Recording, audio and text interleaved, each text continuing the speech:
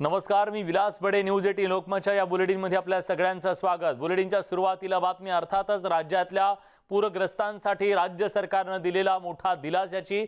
कारण राज्यातल्या कोकण आणि पश्चिम महाराष्ट्रातल्या ज्या प्रमुख जिल्ह्यांना महापुराचा मोठा फटका बसला, इथं राज्य सरकारने आता पूरग्रस्तांसाठी 11,500 कोटींच्या मदतीच्या पॅकेजची घोषणा केली आहे. पूर परिस्थितीमुळे अनेकांचे संसार उद्ध्वस्त झाले. आता या पूरग्रस्तांना राज्य सरकारने मोठा दिलासा दिलाय. पूरग्रस्तांसाठी राज्य सरकारने 11,500 कोटींचं पॅकेज जाहीर केलंय. मदत आणि पुनर्वसन मंत्री विजय वडेट्टीवार यांनी ही माहिती दिली आहे. पूरग्रस्त भागातील मदत, दुरुस्ती आणि दीर्घकालीन उपाययोजनांसाठी हे पॅकेज जाहीर करण्यात आलंय. यावर्षी ही मदत रकमेच्या स्वरूपात न देता धनादेशाच्या द्वारे दिली जाणार असल्याचं सुद्धा वडेट्टीवार म्हणाले. तर आतापर्यंत 80% पंचनामे पूर्ण झाले असून बाकी पंचनामे लवकर पूर्ण होतील असंही त्यांनी स्पष्ट केलंय. राज्य सरकारच्या पॅकेजमुळे पूरग्रस्त समाधानी आहेत का, हे आपण या विशेष कार्यक्रमाच्या माध्यमातून जाणून घेणार आहोत.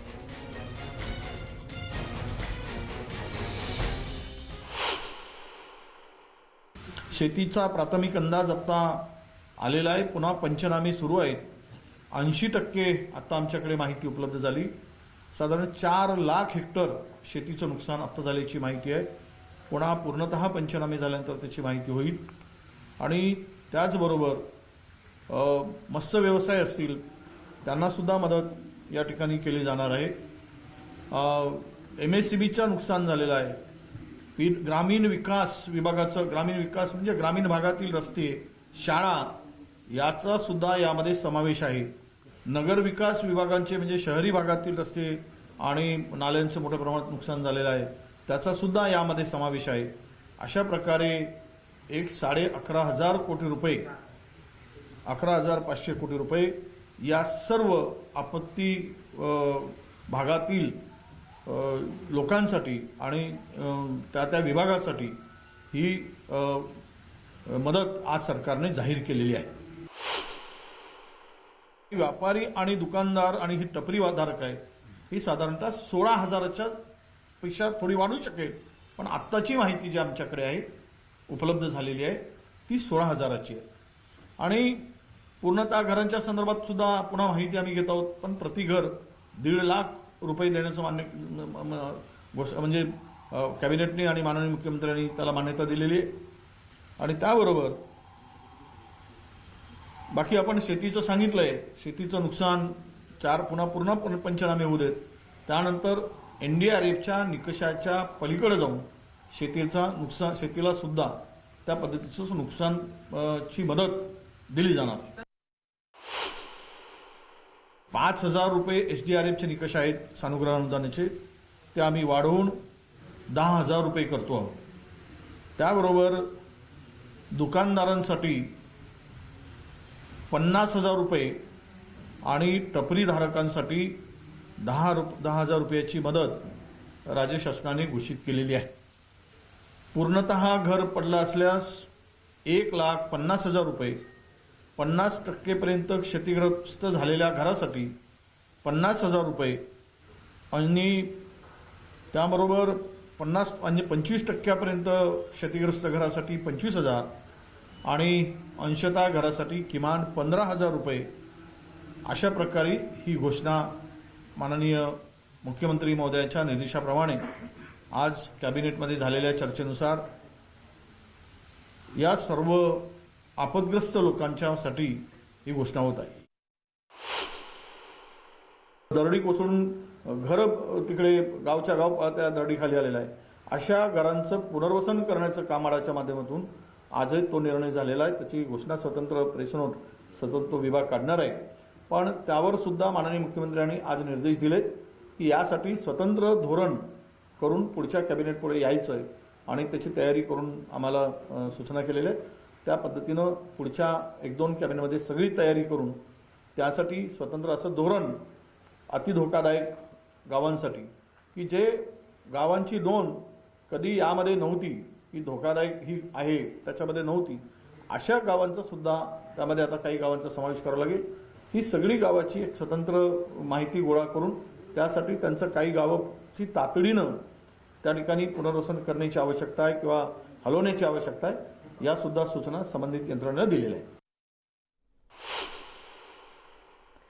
तेव्हा या घडीची सर्वात मोठी बातमी राज्यातल्या पूरग्रस्तांसाठी राज्य सरकारनं केलेल्या पॅकेज संदर्भातली 11,500 कोटींचं पॅकेज राज्य सरकारनं पूरग्रस्तांसाठी जाहीर केलंय. कोकणातील रायगड, रत्नागिरी, सिंधुदुर्ग आणि पश्चिम महाराष्ट्रातल्या कोल्हापूर, सांगली, सातारा या जिल्ह्यांना पावसाचा जोरदार तडाखा बसला आणि त्यानंतर महापूर ची परिस्थिती निर्माण झाली. या भागात अतिवृष्टीमुळे जी पूर परिस्थिती निर्माण झाली, यात अनेकांना आपले प्राण गमवावे लागले, अनेकांना आपली घरं गमवावी लागली, तर लाखो हेक्टर शेतीचं सुद्धा यात नुकसान झालं. या पार्श्वभूमीवर राज्य सरकारनं मदतीसाठी मोठ्या पॅकेजची घोषणा करण्याची मागणी विरोधकांकडून सातत्यानं होत होती. अखेर राज्य सरकारनं हे पॅकेज जाहीर केलंय. पण हे पुरेसं आहे का? चंद्रकांत बनकर आपले प्रतिनिधी आता आपल्या सोबत आहेत. चंद्रकांत, जेव्हापासनं हा महापूर आला त्या क्षणापासून तुम्ही ग्राउंड झिरो रिपोर्टवरून याचं रिपोर्टिंग करताय. आज जेव्हा राज्य सरकारनं या संदर्भातली पॅकेजची घोषणा केली, तेव्हा तिथल्या नागरिकांकडून, पूरग्रस्तांकडून याबद्दल नेमकी काय प्रतिक्रिया उमटतीये?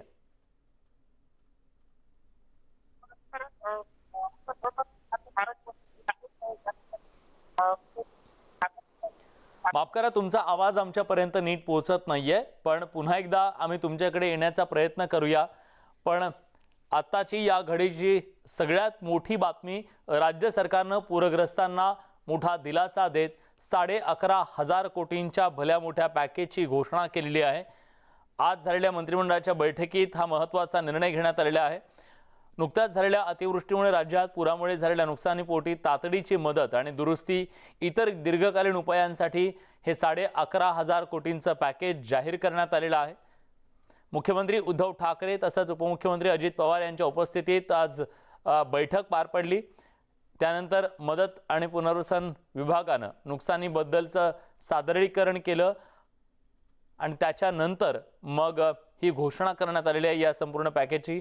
कोकण आणि पश्चिम महाराष्ट्रासह महाराष्ट्रातल्या इतर जिल्ह्यांमध्ये सुद्धा, विदर्भातल्या आणि मराठवाड्यातल्या काही जिल्ह्यांमध्ये सुद्धा मुसळधार पाऊस कोसळलेला होता. तिथे सुद्धा शेतकऱ्यांचं, नागरिकांचं मोठं नुकसान झालेलं होतं. त्यांना सुद्धा यात मदत देण्यात आलेली आहे.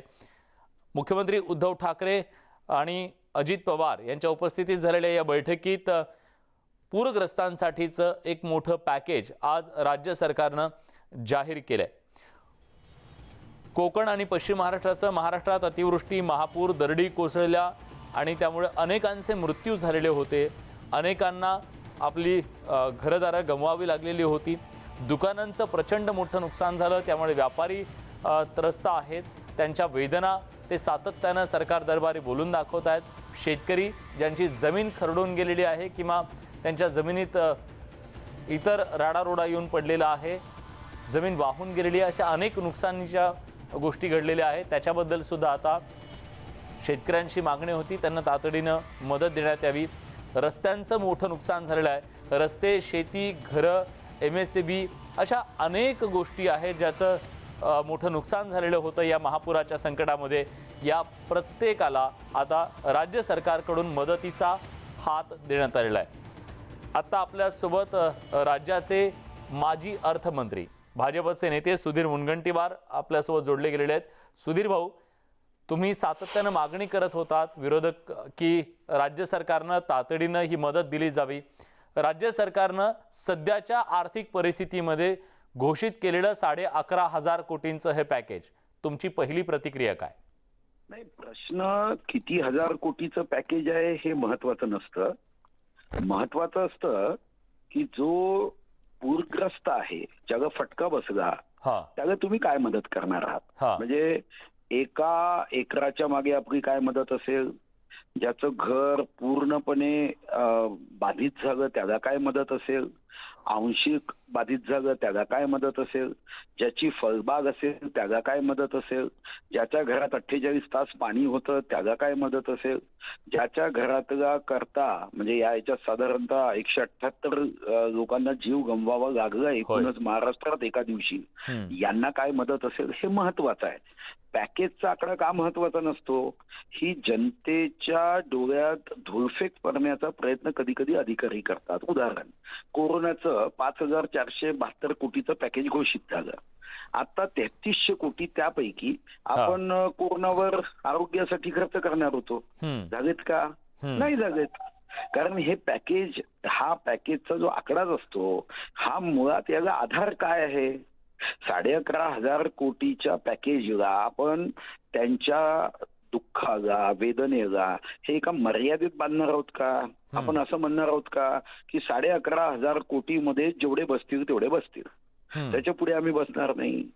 आणि म्हणून मला वाटतं नाही, पण राज्य सरकारचं असं म्हणणं आहे की 7,000 कोटीपर्यंतचं नुकसान झालेलं आहे, त्याच्यापेक्षा जास्त मदत आम्ही करतोय. 7,000 कोटीपेक्षा जास्त मदत केली तर आनंद आहे, पण केव्हा? त्या संदर्भात तुम्हाला 29 ऑगस्ट 2019चा देवेंद्र फडणवीसांच्या सरकारचा जो GR आहे, तो GR हा साधारणतः 1 मे 1960 नंतरच्या सरकारमधला सर्वात जास्त मदत करण्याचा तो GR आहे. आता या GR पेक्षाही आपण काही जास्त करणार आहोत का?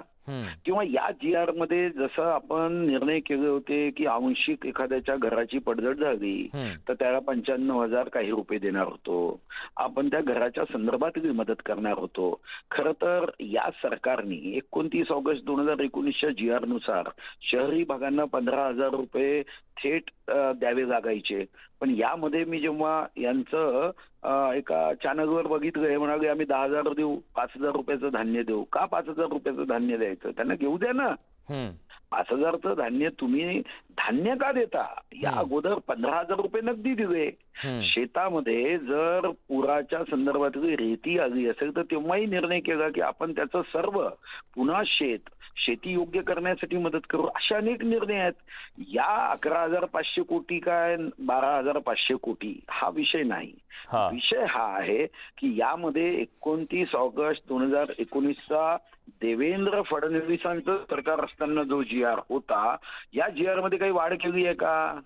किंवा हा GR लागू केला आहे का? की यामध्ये काही आकडे कमी केले आहे? हे समजण्याला काही वावच नाही. सुधीर भाऊ, आता जे पत्रकार परिषद घेऊन राज्याचे मदत पुनर्वसन मंत्र्यांनी सांगितलं की ज्यांची घरं पडलेली आहेत त्यांना किती मदत केली जाईल आणि 10,000 रुपये मदत ज्यांच्या घरात पाणी गेलेलं आहे, ज्यांचं नुकसान झालंय त्यांना देऊ, असं सांगितलेलं आहे. तुमचं म्हणणं आहे की ही जी मदत दिली गेली आहे ती तोकडी आहे?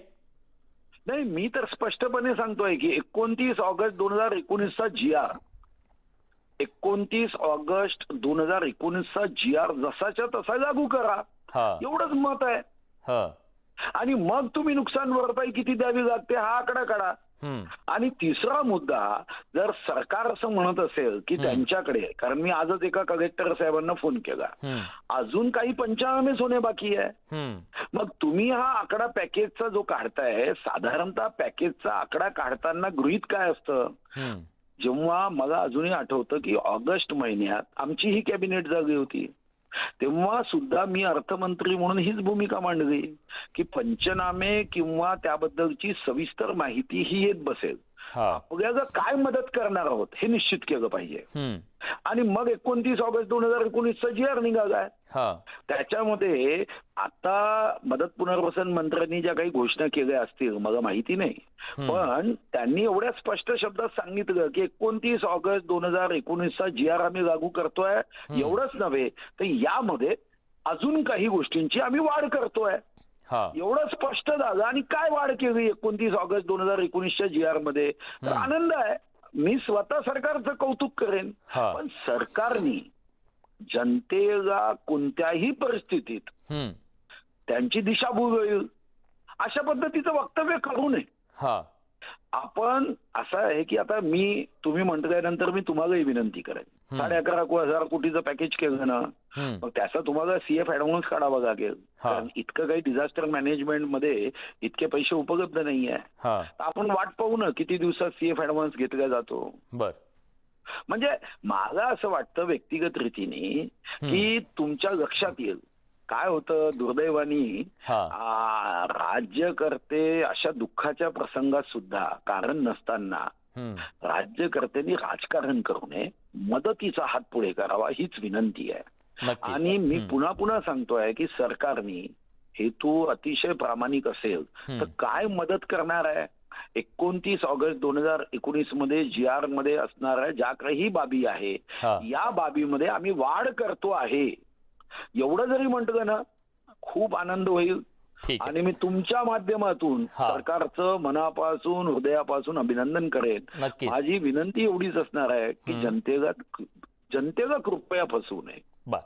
सुधीर भाऊ, आता तुम्ही जो विषय मांडलेला आहे तो राज्यातले कुठले मंत्री जर लाईव्हला आले तर त्यांना सुद्धा आम्ही याच्याबद्दलचं स्पष्टीकरण विचारू की त्यांनी त्या GR मध्ये किती वाढ केलेली आहे. धन्यवाद, तुम्ही न्यूज 18 लोकमतशी बोललात त्याबद्दल. एक छोटासा ब्रेक घेतोय. ब्रेक नंतर सुद्धा याच बातमीवर आपण कायम राहूया. कुठे जाऊ नका, पहा फक्त न्यूज 18 लोकमत.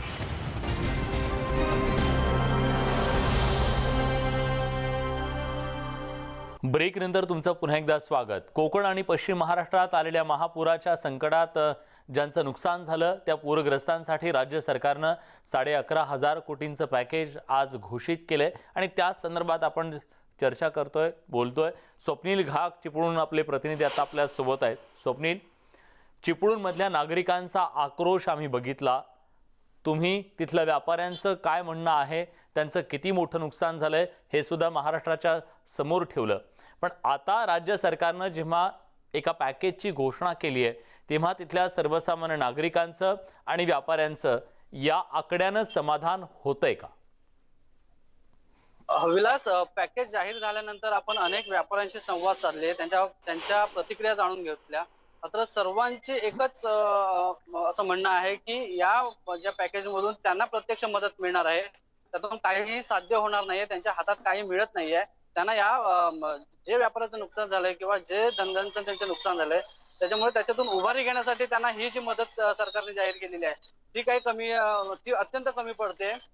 सरकारने चेष्टा चालवली असं लोकांचं म्हणणं आहे. आपल्यासोबत चिपळूणातले व्यापारी आहेत, त्यांच्याकडून जाणून घेऊयात की त्यांचं नेमकं काय याच्यावरती प्रतिक्रिया आहे. दादा, मला सांगा, सरकारने 11,500 कोटीचं पॅकेज जाहीर केलंय, काय तुमची व्यापारी म्हणून प्रतिक्रिया आहे सर्व नुकसान बघता?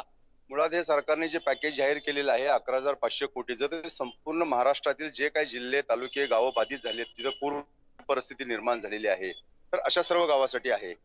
आता चिपळूणमध्ये आमच्या एवढा महापूर आलेला आहे की कधी महापूर आम्ही कधी पाहिलेलं नाही. माझं वय 55 आहे, कधी पाहिलेलं नाही. अशा परिस्थितीत हजारो कोटीचं आमचं फक्त चिपळूणचं नुकसान झालेलं आहे. तर आता सरकारने जी मदत प्रत्यक्षात जी आकडेवारी जी वाचली मगाशी, त्यावेळेस छोट्या व्यावसायिकाला म्हणजे पान टपरी असेल किंवा अन्य छोटा व्यवसाय त्याला फक्त 10,000 रुपये मदत दिलेली आहे आणि जे मोठे व्यावसायिक आहेत त्यांना फक्त 50,000 रुपये मदत दिलेली आहे. तर ह्या 50,000 रुपये जर आम्ही 16,000 व्यापाऱ्यांची टोटल केली तर जवळपास 800 कोटी रुपये आमच्या व्यापाऱ्यांच्या पदरात पडणार आहेत. संपूर्ण राज्यातले जे बाधित झालेले व्यापारी आहेत त्यांच्या, आणि जी काही घरं बाधित आहेत त्यांना ते 10,000 प्रमाणे देणार आहेत. 4 लाख शेतकरी आहेत त्यांना देणार आहेत. परंतु उर्वरित जास्तीत जास्त निधी शासनाने जो दाखवलाय ते कायमस्वरूपी जी काय उपाययोजना, दीर्घकालीन उपाययोजना करायच्या आहेत त्यासाठी दाखवलेली आहे. तर शासनानं उपाययोजना केल्या पाहिजेत, पैसेही त्यांनी खर्च केले पाहिजेत. परंतु आता आम्हाला जे 50,000 रुपये मदत केलेली आहे याच्यामध्ये आमचं आज दुकानचं शटर तुटलेलं आहे, फर्निचर संपूर्ण लॉस झालेलं आहे, लाखो रुपयाचा माल खराब झालेला आहे, वायरिंग खराब झाले, कॉम्प्युटर बुडालेत आणि असं अनेक लाखो रुपयाचं प्रत्येक व्यापाऱ्याचं नुकसान झालेलं आहे. तर 50,000 रुपये फार तुटपुंजी मदत आहे. मी असं म्हणेन की शासनाने केवळ आमच्या तोंडाला पानं पुसलेत की काय असंच मला म्हणावं लागेल. कारण मुख्यमंत्री महोदय येऊन गेले, अनेक मंत्री महोदय येऊन गेले, त्यावेळेस आम्हाला वाटत होतं की आम्हाला कुठेतरी न्याय मिळेल. कारण मी तुम्हाला अगदी आग्रहानं सांगेन, कोकणातील जनता ही फार प्रामाणिक आणि कधी हात पसरत नाहीये. परंतु आज निसर्गानं आमच्यावरती एवढी वाईट वेळ आणलेली आहे की अक्षरशः आमचं घर आणि दुकान दोन्ही उद्ध्वस्त झालेलं आहे. आता जेमतेम आम्हाला 60,000 रुपये मदत मिळणार आहे. त्याच्यामध्ये काय करणार आम्ही? 50,000 रुपये दुकानासाठी 10,000 रुपये. मला सांगा, आमचं पूर्ण फर्निचर खराब झाले, संपूर्ण गोष्टी गेलेल्या आहेत. तेव्हा आम्हाला असं शासनानं मदत देताना हात वर करायला पाहिजे. दुसरी गोष्ट अशी की कोकणातले शेतकरी असतील, व्यापारी असतील, इतके प्रामाणिक की आमच्या RDC बँकेचं NPA 0 आहे. आमच्या इथे सगळ्याच बँकेचे NPA अकाउंट 0 आहेत. कोकणातले लोक फार प्रामाणिक आहेत, कधी मागत नाहीत, कधी कोकणामध्ये आत्महत्याही होत नाहीत, कुठला कोकणातला शेतकरी आत्महत्या करत नाही. परंतु आज आम्हाला यापुढे भविष्यात जर शासनानं आम्हाला सावरलं नाही, शासनानं आम्हाला भरघोस मदत दिली नाही, तर भविष्यात आम्हाला आत्महत्या करण्याशिवाय पर्याय राहणार नाही. 50,000 रुपये काय येणार? आमचं दुकानचा कलर पण निघणार नाही. आम्ही त्यातलं काय करणार, आमचं कुटुंब कसं सावरणार? आज आमच्याकडे साधा एक कॉम्प्युटर खराब झाला तर त्याच्यामध्ये 50-60 हजार रुपये लागतात. तेव्हा शासनाने आमची चेष्टा का केली? शासनाने आम्हाला किमान असं वाटत होतं की शासन छोट्या व्यावसायिकाला 1 लाख रुपये, मध्यम व्यवसायाला 4-5 लाख रुपये आणि मोठ्या व्यवसायाला 10 लाख रुपये मदत देईल अशी आम्ही अपेक्षा बाळगून सर्व व्यापारी होतो. फार खुशीत होतो आम्ही, कारण अनेक मंत्री महोदय, मुख्यमंत्री महोदय सर्व येऊन गेल्यानंतर आम्हाला भरघोस मदतीची अपेक्षा म्हणजे या कारणाने होती की आजपर्यंत आम्ही कधी मागितलंच नाही शासनाला आणि भविष्यातही आमच्यावर मागायची वेळ येऊ नये. परंतु आता जी आमच्यावर एवढी वाईट वेळ आलेली आहे त्यामध्ये शासनाने आम्हाला कुठेतरी न्याय द्यावा आणि शासनाने इतर काही ज्या योजना आहेत, स्कीम आहेत त्या कुठेतरी थांबवून आम्हाला व्यापाऱ्याला प्रथम उभं करावं. कारण आम्ही एवढा लाखो रुपयाचा अगदी अनेक कोटीचा जीएसटी भरतो, सर्व प्रकारचे टॅक्स जमा करतो. मग आमच्यावर वेळ प्रसंगी शासन बघणार नाही तर आम्हाला कोण मदत करणार? तेव्हा आमचे हात जोडून कळकळीची विनंती आहे की आमच्याकडे अगदी मायबाप सरकारने आमच्या अगदी खूप भावना आहेत त्या समजून घ्याव्यात आणि त्याला आम्हाला न्याय द्यावा ही विनंती आहे आमची. आपण बघतोय की व्यापाऱ्यांना जी मदत आहे ती हा. तुटपुंजी आहे आणि कोकणातील व्यापाऱ्यांनी किंवा शेतकऱ्यांनी अजूनपर्यंत सरकारकडे काही मागितलं नाही. मात्र या संपूर्ण परिस्थितीतून सावरण्यासाठी सरकारने भरीव मदत करावी अशी मागणी होतीये. पण चिपळूणकर ज्यांचं घरांचं मोठं नुकसान झालेलं आहे त्यांना जी मदत आज घोषित करण्यात आलेली आहे त्याबद्दल चिपळूणकरांचं काय नेमकं म्हणणं आहे? आपण व्यापाऱ्यांबद्दल ऐकलं. दादा मला सांगा, घरांसाठी देखील सरकारने मदत जाहीर केली आहे. काय ग्रामीण भागाची परिस्थिती आहे आपल्या इकडच्या? जी मदत जाहीर केली आहे त्याच्यामध्ये घरं होतील का? काय वाटतं तुम्हाला? मुळात लक्षात घ्या की गेले 100 वर्षांमध्ये इतका भयानक पूरजन्य परिस्थिती ही पहिल्यांदा झालेली आहे. कोकणातल्या लोकांना का पूर आणि पाऊस काय नवीन नाही आहे, पण हा जो आलेला पूर आहे हा कसा आला, काय आला हे शासन चौकशी करतंय. शासनानं आमची विनंती आहे की त्याच्या मुळाशी जावं, नेमकं काय घडलंय, असं काय विषय झाला की इतकं 10-10, 15-15, 20-20 फुटाचे पाणी आलं. लक्षात घ्या, आज कोकणी माणूस हा गोरगरिबापासून मध्यमवर्गीयापर्यंत आहे. तिथं फार सदन कुटुंब आहेत असं कोणी म्हणू शकत नाही. आज त्या लोकांच्या घरामध्ये 12-12, 15-15 फूट पाणी गेलेलं आहे. संपूर्ण घरामध्ये अन्नधान्यापासून घरातल्या ज्याच्यावर अन्न शिजवायचं आहे अशा शेगड्या सुद्धा राहिलेल्या नाहीत. त्यांना झोपायला बिछाणे नाहीत, अंगावर घालायला कपडे नाहीत, खायला काही नाही. लहान मुलांना त्यांना लागणारा दूध सारखा पदार्थ मिळत नाही. इतकी भयानक अवस्था झाली. 6 दिवस आम्हाला अक्षरशः पाणी नाही, लाईट नाही, असा चिखलामध्ये फंगल इन्फेक्शन सगळ्या प्रकारचे इथं आरोग्यविषयक आमच्या तक्रारी झाल्या. आज हा कोकणी माणूस जो आमचा आहे तो कसा उद्ध्वस्त, इतका उद्भवून पडलाय. नागरिक उद्भवून पडलेत, व्यापारी उद्भवून पडलेत, काही व्यापाऱ्यांची दुकाने गेलेत, त्यांची घरं पण गेलेत, संपूर्ण नष्ट झालेत. हे कसे उभे राहणार? आम्हाला वाटलं होतं आदरणीय मुख्यमंत्री साहेब आले होते, केंद्रीय मंत्री आले होते, त्याच्यानंतर राज्यपाल साहेब आले होते, इतके मोठे नेते येऊन गेले पण त्यानंतर सुद्धा फारशी मदत झाली नाही असं त्यांचं म्हणणं आहे. आणखी मदत मिळावी अशी अपेक्षा व्यक्त केली जाते. पण आता आपल्या सोबत पालकमंत्री आदिती तटकरे आहेत, आपण थेट त्यांच्याकडे जाऊया. आदितीजी, तुम्ही ऐकलं असेल आज चिपळूणकरांचं नेमकं काय म्हणणं आहे. तुमचं हे पॅकेज घोषित झाल्याच्या नंतर त्यांना असं वाटतंय की त्यांचं झालेलं नुकसान हे डोंगरा एवढं आहे आणि आज त्यांना तुटपुंजी मदत दिली गेली आहे. इतक्या मोठ्या संकटातून त्यांनी उभं कसं राहायचं हा त्यांचा सवाल आहे. आपल्याला माहिती असेल की ज्या वेळेला निसर्ग चक्रीवादळ झालं त्यावेळेला सुद्धा राज्य शासनाने एनडीआरएफच्या पलीकडे म्हणजे निकषांच्या पलीकडे जाऊन त्या ठिकाणी नुकसान भरपाई दिली होती. आजही जर आपण बघितलं तर एनडीआरएफच्या नॉर्म्सनुसार अल्पशा नुकसान जर घराचं झालं असेल तर त्याला 6,000च आहेत, पण राज्य शासनाने आज त्याला 15,000 दिलेले आहेत. ज्यांचं 25% नुकसान झालं असेल त्यांना 25,000, 50% नुकसान झालं असेल त्यांना 50,000 आणि पूर्णतः नुकसान झालेलं असेल त्यांना 1.5 लाख अशी मदत शासनाच्या वतीने जाहीर झालेली आहे. या व्यतिरिक्त पंचनाम्यांचं काम जे आहे हे त्या ठिकाणी अजून 70-75% पूर्ण झालेलं आहे. त्याच्यामुळे आणखीन 25% जे पंचनाम्या करण्याचं काम आहे हे त्या ठिकाणी प्रगतीपथावर आहे. या व्यतिरिक्त सार्वजनिक मालमत्तेचं मोठ्या प्रमाणात नुकसान झालेलं आहे आणि या सर्व गोष्टींच्या अनुषंगाने जवळपास 11,500 कोटींचं पॅकेज हे राज्य शासनाच्या वतीने हे त्या ठिकाणी जाहीर केलेलं आहे. आज जर आपण बघितलं तर व्यापाऱ्यांना 50,000 इतकी जी काही नुकसान भरपाई आहे ही राज्य शासनाच्या वतीने आज या ठिकाणी मिळत आहे हो. आणि तातडीची जी काही 10,000 रक्कम आहे ती त्या ठिकाणी वितरित व्हायला सुरुवात झालेली आहे. त्यामुळे सध्याच्या कोविडच्या दीड पावणे 2 वर्षाच्या एकंदर जर आपण बघितलं राज्याची आर्थिक जी काही संकट राज्यावर ओढावलेली आहेत, जवळपास 4थी ही आपत्ती असेल, निसर्ग, हा, हा. तौते, अतिवृष्टी, पूर आणि आता महापूर, अशी 4थी ही आपत्ती आहे आणि त्याच्यामुळे जास्तीत जास्त नागरिकांना दिलासा देण्याचा प्रयत्न हा राज्य शासनाच्या वतीने निश्चित प्रमाणात होत आहे. तुम्ही सोबत राहाच आदितीजी. आता आपल्यासोबत काँग्रेसचे नेते हुसेन दलवाई जोडले गेलेले आहेत. आपण थेट त्यांच्याकडे जाऊया. दलवाई सर, तुमचं असं म्हणणं होतं की ज्या पद्धतीनं मदत मिळायला हवी होती, खरं तर हे पॅकेज घोषित करण्याच्या आधीचं तुमचं ते स्टेटमेंट होतं की तुम्ही समाधानी नव्हतात जे काही मदत कार्य तिथं सुरू आहे त्याच्याबद्दल. या पॅकेजच्या घोषणेच्या नंतरची तुमची पहिली प्रतिक्रिया काय? नाही, काय आता पॅकेज काय घोषित केलंय मला माहिती नाही. काय घोषित केलं? 11,500 कोटींचं पॅकेज राज्यातल्या सर्व पूरग्रस्त जिल्ह्यांसाठी राज्य सरकारनं आज घोषित केलंय.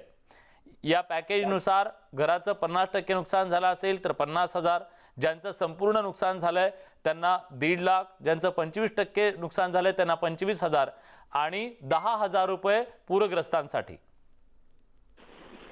हे असं आहे, एक लक्षात घ्या, कोकणामध्ये नेमकं काय झालं याची नीट माहिती घेतली गेलेली नाही प्रशासनाकडून, असं माझं म्हणणं आहे. बरं, एक लक्षात घ्या, इथे घर गेली म्हणजे पूर्ण घर गेलेलं आहे. हा ते 1.5 लाखात आणि 1.25 लाखात एक घर होऊ शकतं का? हा हा हा असं आहे. आणि ते गरीब लोक आहेत, त्यांच्याकडे इतर इन्कमची काही साधन नाही, त्यांचं इन्शुरन्स नाही, काही नाही, घर पूर्ण गेलेलं आहे. त्या आमच्या ह्याच्या वडार समाजाची गाढवच गेलेली आहेत सगळी. म्हशी गेलेल्या आहेत, गायी गेलेल्या आहेत. आता हा 1100चा जो पॅकेज दिलेला आहे, 1100 करोडचा पॅकेज दिलेला आहे, 11,000 कोटी. कोकणात कुठे किती, हा खरा मुद्दा आहे. कोकणामध्ये मोठ्या प्रमाणात हे झालेलं आहे, याचं नुकसान झालेलं आहे. ते महाडला झालेलं आहे, खेडला झालेलं आहे, चिपळूणला झालेलं आहे, संगमेश्वरला झालेलं आहे, लांजाला झालेलं आहे. आणि दरवर्षी होणारं नुकसान यंदाही मोठ्या प्रमाणात राजापूरला झालेलं आहे. त्याचा काय अंदाज नीट घेतला गेलेला आहे असं मला वाटत नाही. हे आता दिलेलं पॅकेज ठीक आहे, परंतु त्याची नीट चौकशी होऊन पूर्ण काही लोकांना पूर्णपणे मदत करणं अतिशय आवश्यक आहे. एका व्यापाराचं इतकं नुकसान झालंय आणि ते नुकसान झालंय ज्यांचं, त्यातले 30% व्यापाऱ्यांनी इन्शुरन्स काढलेला आहे आणि इन्शुरन्स कंपन्यांनी हात वर केलेले आहेत. छोट्या व्यापाऱ्यांना दलवाई सर मी फक्त तुम्हाला सांगतो काय केलं या पॅकेज मध्ये. छोटे जे व्यापारी असतील त्यांना 10,000ची मदत देण्यात आली आहे आणि जे मोठे व्यापारी असतील त्यांना 50,000 रुपये. काय याला अर्थच नाही. त्या 10,000नी काय होणार तुम्हाला माहिती आहे का? चिखल काढण्यासाठी लोकांना 25 आणि 30,000 रुपये खर्च करावा लागला. इतका घरामध्ये ढोपरभर चिखल होता, 9 फूट इथे पाणी होतं. बाजारपेठेमधल्या काही ठिकाणी 18 फूट पाणी होतं. एक तर हे संबंध झालेलं मॅनमेड आहे, मानवी चुकांमधून झालेलं आहे. हे सरकार, इथलं प्रशासन मान्य करायला तयार नाही. 2 तासामध्ये 9 फूट पाणी वाढतं, घरामध्ये 5-5 फूट 10-10 फूट पाणी वाढतं. हे सहजतेने घडणारी गोष्ट आहे का? सरकारने या बाबतीत अतिशय गंभीरपणे विचार केला पाहिजे असं माझं म्हणणं आहे. दलवाई सर, तुमचं असं म्हणणं आहे हे नैसर्गिक नाही, हे नैसर्गिक नव्हतं. सातारला आमचे डेप्युटी सीएम जातात आणि ताबडतोबीने 100 कोटीचं पॅकेज देऊन टाकतात आणि मुख्यमंत्री येतात आणि 10,000 देऊ म्हणतात, त्यातले 5,000 देऊ असं म्हणायला लागले. एकालाही काही मिळालं नाही. 8 दिवस होऊन गेले. लोक कुठेही गेला तरी लोक आम्हाला हा प्रश्न विचारतात, म्हणून लोकांच्या भावना मी व्यक्त करतोय, माझ्या भावना नाहीत. दलवाई सर, तुमच्या या भावना आज सर्वसामान्यांच्या आहेत असं तुम्ही म्हणताय आणि बरोबर आहे. आम्ही सुद्धा सर्वसामान्यांच्या भावना आता सरकारपर्यंत पोहोचवतोय. पालकमंत्री आदिती तटकरे आता आपल्या सोबत आहेत. आदितीजी, हा आवाज आता काही वेळापूर्वी तुम्ही जो ऐकला तो कुठल्या विरोधकाचा नाहीये. कोकणी माणसाचा आवाज आहे, एका काँग्रेसच्या ज्येष्ठ नेत्यांचा आवाज तो आहे आणि त्यांचं असं म्हणणं आहे की झालेलं नुकसान प्रचंड मोठं आहे, पण त्या बदल्यात त्यांना मिळणारी मदत ही तुटपुंजी आहे.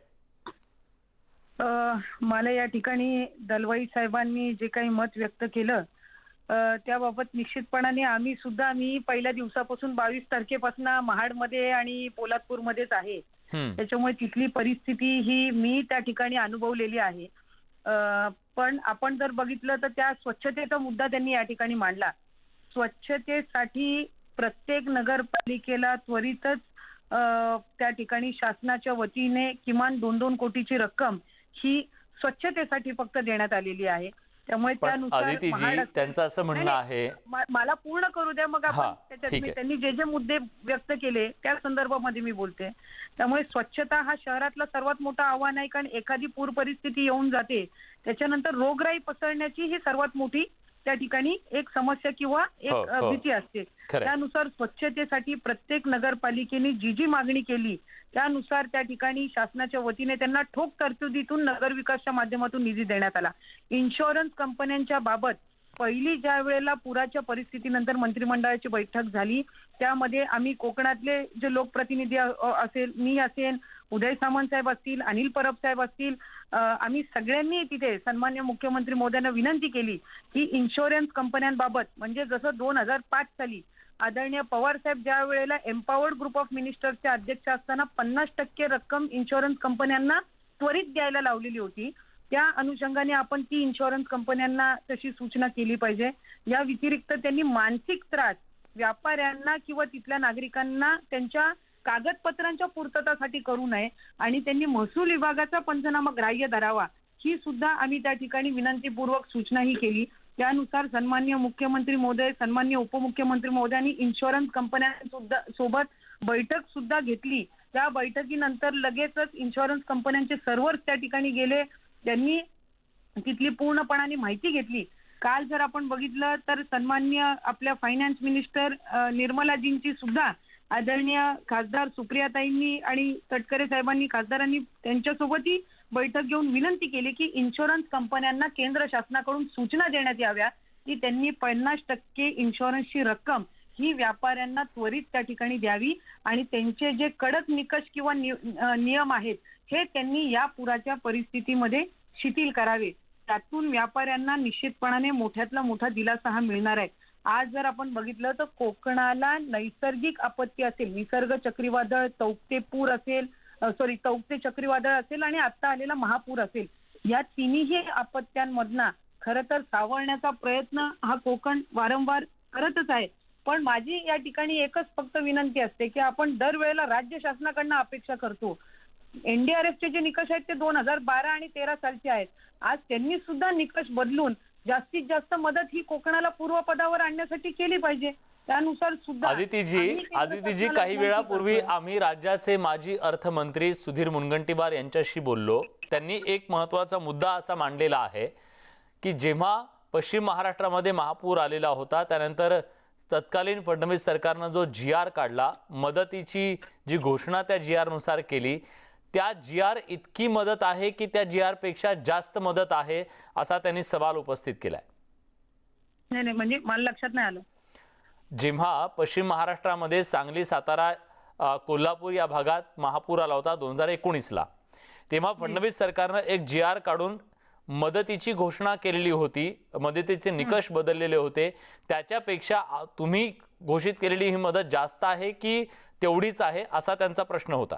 त्यापेक्षा नक्कीच ही मदत जास्ती आहे. आणि दुसरी गोष्ट म्हणजे आज जर आपण बघितलं गेल्या 1.5-2 वर्षापासून राज्य शासन हे कोविडच्या संकटाला सामोरं जातोय आणि त्यावेळेला गेल्या 1.5 वर्षामध्ये जर आपण बघितलं तर 3 नैसर्गिक आपत्त्या अनुभवलेल्या आहेत.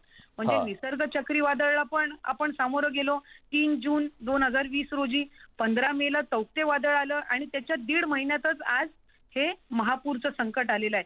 त्याच्यामुळे 3 संकटांना गेल्या 1.5 वर्षात सामोरं जात असताना राज्य शासनाच्या वतीने जास्तीत जास्त प्रयत्न झाला.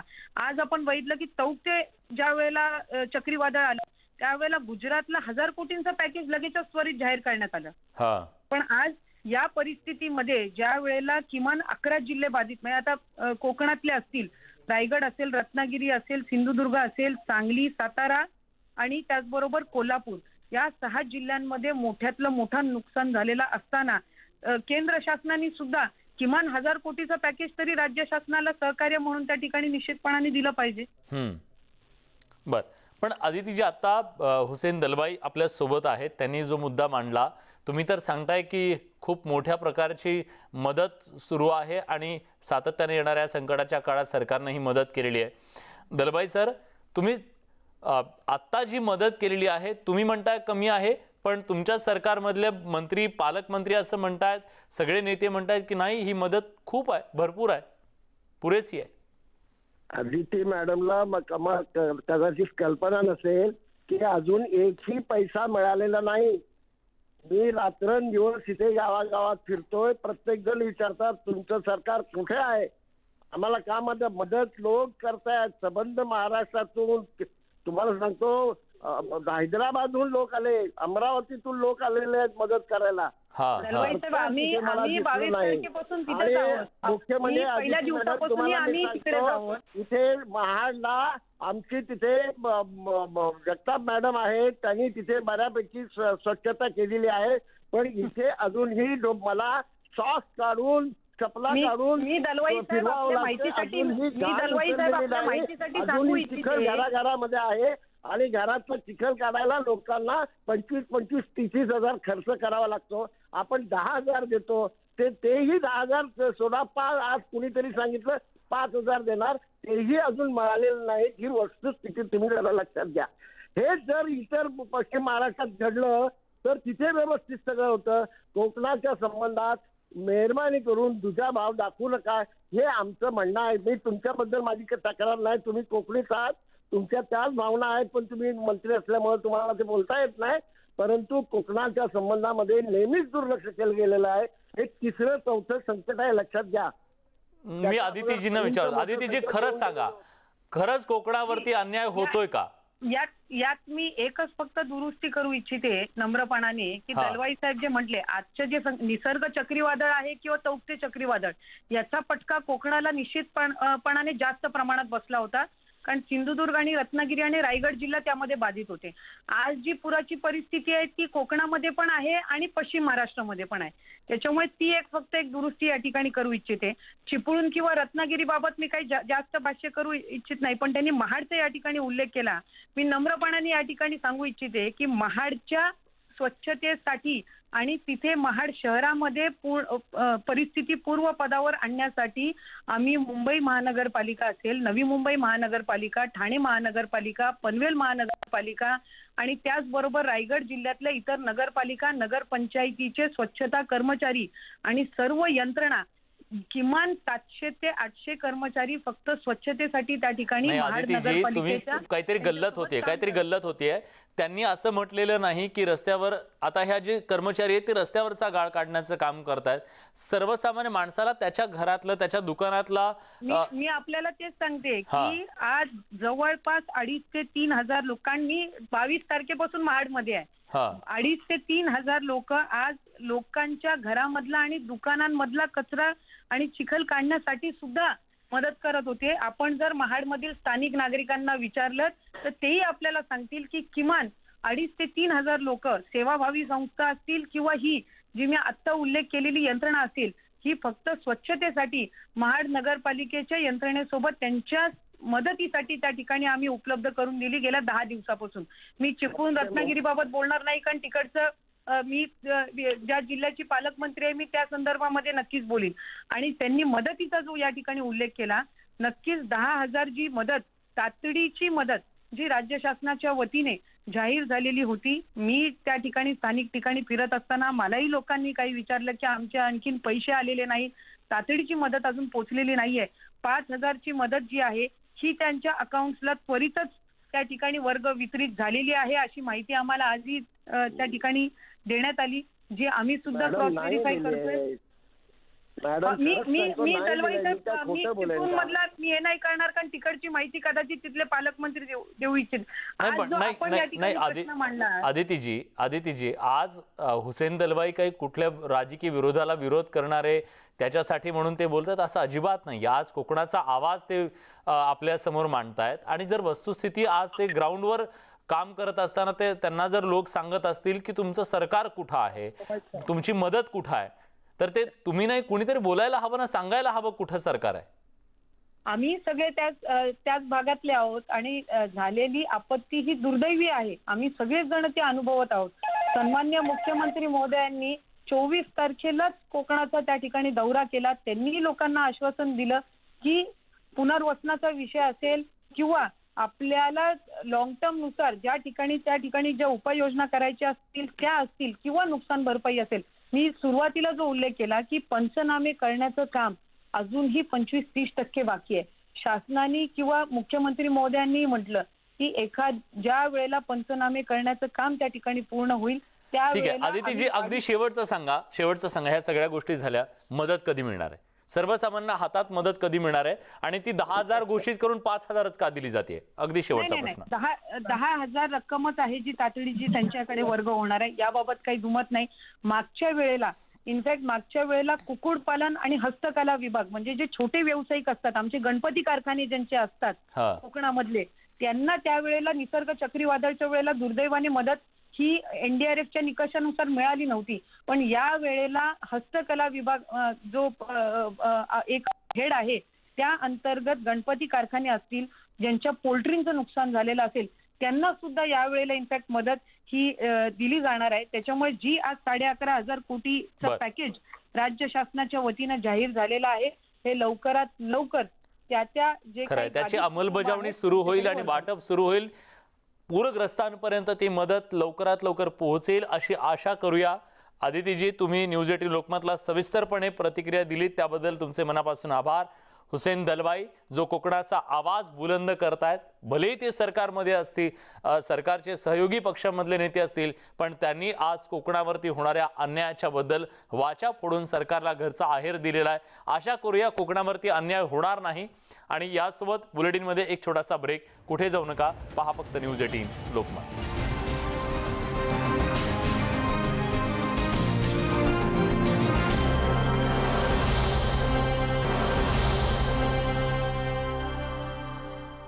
ब्रेक नंतर तुमचं पुन्हा एकदा स्वागत. कोकणाबरोबरच पश्चिम महाराष्ट्रात सुद्धा महापुरानं थैमान घातलं. सांगलीमध्ये जाऊया आपण. आसिफ मुरसल आपले प्रतिनिधी आता आपल्यासोबत आहेत. आसिफ, ही जी आज पॅकेजची घोषणा करण्यात आलेली आहे त्यानंतर सांगलीकरांना किती मोठा दिलासा मिळेल? विलास, बघितले तर सांगलीकरांना दिलासा नाही, कारण सगळीकडे नाराजी सुरू आहे. कारण जी काही शासनाने मदत जाहीर केली ती तुटपुंची मदत आहे असं म्हणतात. आपल्यासोबत काही बोलण्यासाठी नागरिक आहेत, त्यांच्याकडे जाऊन घ्या की काय म्हणणं आहे तुमचं. शासनाने जी मदत जाहीर केली आहे ती तुम्हाला काय वाटते सांगा. ज्या महाविकास आघाडी सरकारनं आज जे पूरग्रस्तांना पॅकेज जाहीर केलेलं आहे ती त्यांनी क्रूर चेष्टा केलेली आहे. 10,000 मध्ये सर्वसामान्य कुटुंबाला ज्या घरगुती नुकसान भरपाई दिलेली आहे त्या घरात आलेला पाण्याचा कचरा आणि सामान न्यायचं आणि आणायचं ह्या भाड्यातच आमचे 15-20 हजार रुपये गेलेले आहेत. त्यामुळे ही केलेली मदत अपुरी आहे. आम्ही 50,000ची मागणी केली होती. त्याच पद्धतीनं टपरीवाल्यांना आणि व्यापाऱ्यांना जी नुकसान भरपाई देणार आहे त्यांनी सांगितलेलं आहे ते पंचनामे करायला येणारे जे महाराष्ट्र शासनाचे तलाठी आहेत किंवा जीएसटी ऑफिसचे आणि महापालिकेचे कर्मचारी आहेत त्यांना जणू काही शासनानं ठरवून पाठवलेलं आहे की ह्या दुकानाचा तुमचा सर्वे होऊ शकत नाही, हा कागद पाहिजे, तो कागद पाहिजे. असं अन्यायकारक ही तुटपुंजी आणि चेष्टा करणारी महाराष्ट्र शासनाने ही मदत दिली आहे, त्याचा आम्ही निषेध करतो. त्याच पद्धतीनं तुमच्या या मदतीच्या आवेशापोटी घरगुतीनं जे नुकसान भरपाई दिलेली आहे ती पण अपुरी दिलेली आहे. आपल्याकडे काही व्यापारी त्यांच्याकडे जाणून घ्या त्यांचं काय म्हणणं आहे. काय शासनाची मदत जाईल तुम्हाला काय वाटतं काय सांगा. सरकारने सध्याच्या ठिकाणी केलेली जी मदत आहे ती अतिशय तोकडी आहे आणि अपुरीशी आहे. कारण 2019च्या पुराचा अनुभव बघितला तर त्यावेळी कोविडसारखी परिस्थिती नव्हती, व्यापार सुरळीत चाललेला होता, त्यामुळे लोकांची आर्थिक क्षमता होती, मत्तीचा ओघ जास्त होता. सध्याच्या वेळी मात्र 2021च्या महापुरामध्ये मत्तीच्या ओघावरती मर्यादा आलेल्या आहेत. व्यापाऱ्यांची क्षमता आधीच कमी होती. नुकसानीचं स्वरूप काय आहे याचं कुठेही स्पष्टीकरण देण्यात आलेलं नाही आहे.